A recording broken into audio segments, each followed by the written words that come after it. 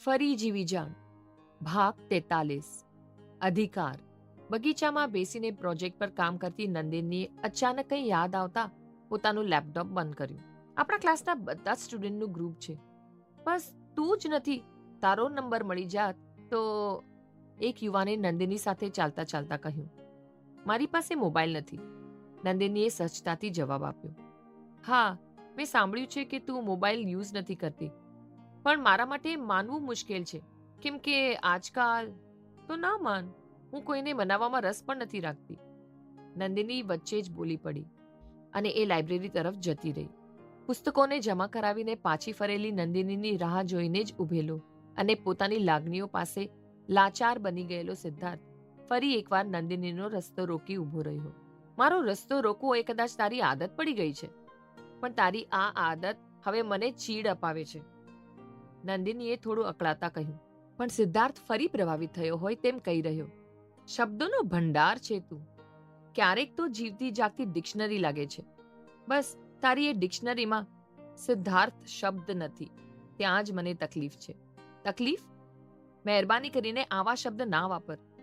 મારા કારણે કોઈને તકલીફમાં જોઈને હું અકળાતી રહીશ. એક વાત કહું, તું બાકી છોકરાઓની જેમ મારા ના કહેવા પર મને રૂડ કે ફિલિંગલેસ સમજીને આગળ કેમ નથી વધી જતો? વારંવાર મારી સામે આવીને તે ના પાડવા છતાં શું કાર્તિક આગળ વધી ગયો? સિદ્ધાર્થ વચ્ચે જ બોલી પડ્યો. તેની વાત અલગ છે, નંદિની સહજતાથી બોલી ગઈ. કેમ? તેની વાત કેમ અલગ છે? સિદ્ધાર્થ ફરી ઉગ્ર બની ગયો અને બોલી ઉઠ્યો. તે મારો મિત્ર પણ છે અને કાર્તિકને જોવાનો મારો નજરિયો અલગ છે. હા, બની શકે તેને અને તને ના પાડવાનું મારું કારણ કદાચ એક જ હોઈ શકે.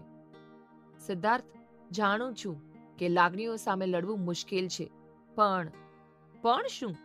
તું જાણે પણ છે મારી હાલત?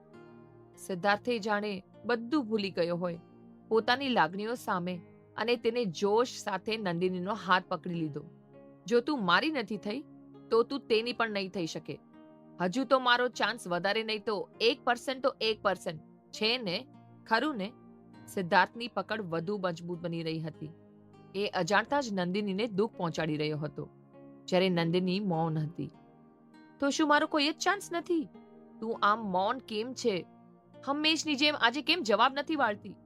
શું તે તારી જિંદગીમાં સ્થાન બનાવી ચૂક્યો છે?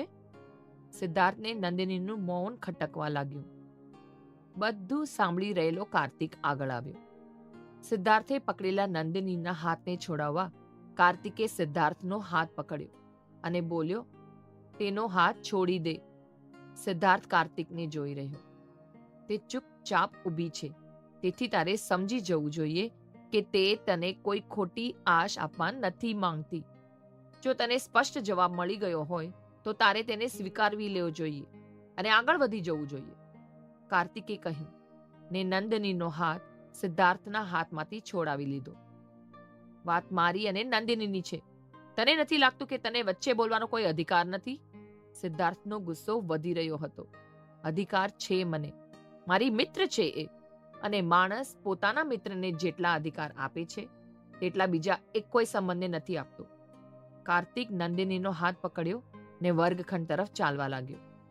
નંદિની કાર્તિકને બસ જોઈ રહી ને તેના ડગને અનુસરી રહી.